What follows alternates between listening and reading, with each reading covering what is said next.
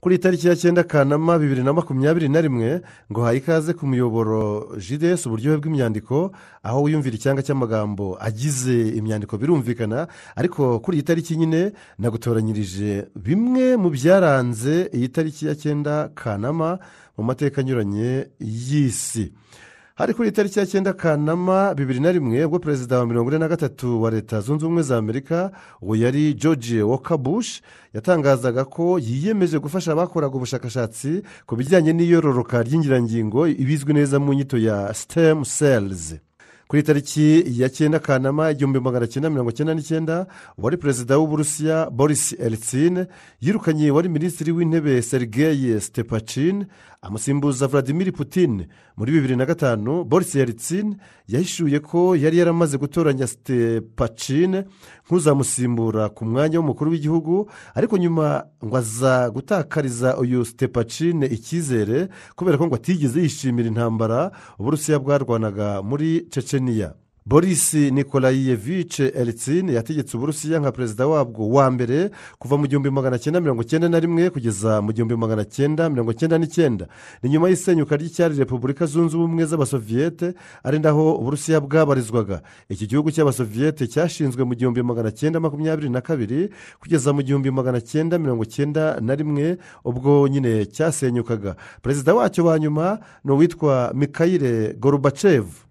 Kuri iyi tariki ya 9 Kanama 1999 Albert wa kabiri yimye ingoma mu Bubiligi ari umwami wa gatandatu nyuma y'iminsi 9 hatanze umuvandimwe we Baudouin.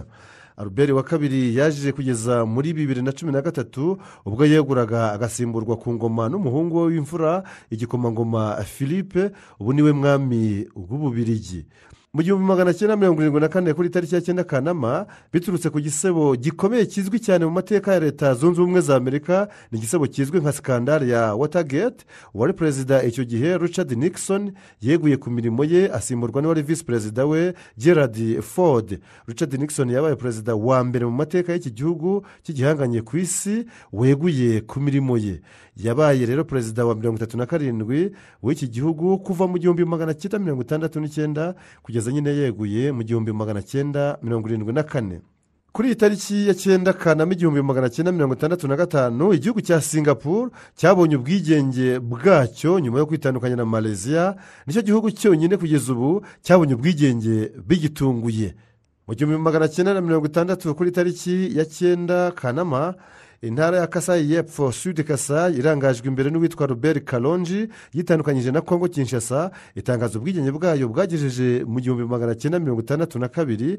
Iyi ntara ikaba yari ikoze nk'ibyari byakozwe n'intara ya Katanga bigateza intambara nyuma y'ubwigenge bw'igihugu cyose cya Kongo Mbirigi, aho byabaye ngombwa kwitabaza umuryango w'abibumbye. Mu kwezi kwa 12 1961 Kalonji yafatiwe i Leopoldville ariyo Kinshasa y'ubu. Nyuma yo gufatwa yarafunzwe maze asimburwa na Ferdinand Kazadi ku buyobozi bw'iyo leta ya Kasai y'Epfo. Hagati aho ingabo za Loni za Kongo zigaruriye iyo ntara ya Kasai y'Epfo. Bigeze muri Nzeri 1962 Kalonji atoroka gereza asubira muri Kasai y'Epfo, ariko akorerwa kudeta agana y'ubuhungiro, ari nabwo ibyo kwitandukanya na Kongo kwa Kasai y'Epfo byarangiriraga aho ngaho. Mu 1945 kuri iyi tariki nyuma y'iminsi 3 gusa ingabo za Leta Zunze Ubumwe za Amerika zirashe igisasu cya kirimbuzi ku mujyi wa Hiroshima mu Buyapani, zanagiteye ku mujyi wa Nagasaki. Ubuyapani bwemera kumanika amaboko, ari nabwo intambara ya kabiri y'isi yose yahitaga irangira. Iki gisasu cyiswe Fatman, mbese umugabo ubyibushye, cyahitanye abantu ibihumbi bikabakaba 80, hakabamo ibihumbi 40 by'abahise bapfa ako kanya.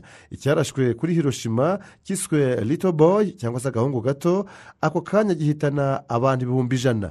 Ibi bisasu byombi byishe abantu bari hagati y'ibihumbi 129 n'ibihumbi 226.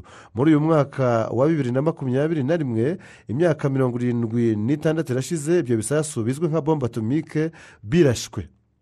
mu 1942 kuri iyi tariki ya 9 Kanama, Mohandas Karamchand Gandhi ariwe Mahatma Gandhi waharaniraga impinduka mu Buhinde igihugu cye kikareka gukolonizwa n'Ubwongereza, yatawe muri yombi n'ingabo z'abakoloni, ni ukuvuga ingabo z'Abongereza, ubwo yaragiye gutangiza gahunda ya Quit India Movement yasabaga ubwigenge bw'igihugu cye. Izi ngabo z'Abongereza zikaba zaramufatiye mu mujyi wa Mumbai cyangwa Bombay.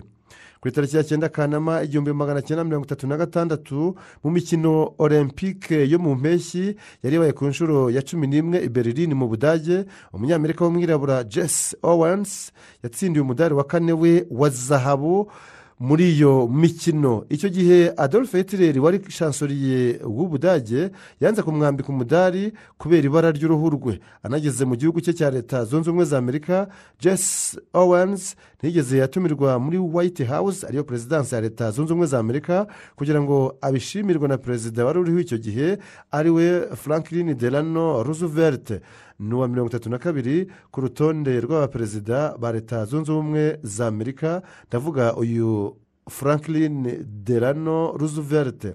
Jesse Owens yanditse amateka yo kuba umuntu wa mbere ukomoka muri Leta Zunze Ubumwe za Amerika washoboye gutwara imidari igera kuri 4 ku nshuro imwe mu mikino olympique. Yayitwariye nyine aho ngaho i Berlin mu Budage. Imikino olympique iheruka yo mu mpeshyi niyi iherutse kubera mu Buyapani mu murwa mukuru Tokiyo kuva tariki ya 23 Nyakanga kugeza ku itariki ya 8 muri uku kwezi kwa 8.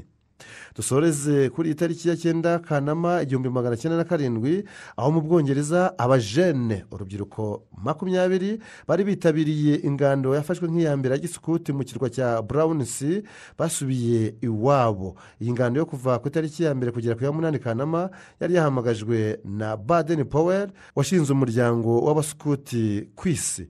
Lord Robert Stephenson Smith Baden Powell of Gilwell wabaye n'umusirikare w'Ubwongereza ku ipeti rya Lieutenant General, yatabarutse tariki ya 8 Mutarama 1941 aguye ahitwa Nyeri ahane mu gihugu cya Kenya, ni naho yashyinguwe. Mwakoze kuba mwari kumwe nanjye kuri uyu muyoboro JDS uburyohe bw'imyandiko, aho twumvaga muri bimwe by'ingenzi byaranze iyi tariki ya 9 Kanama mu mateka anyuranye y'isi. Naho ubutaha ariko mwibuke gukora subscribe, like, share na comment, ubundi bikomeze nabyo kubageraho.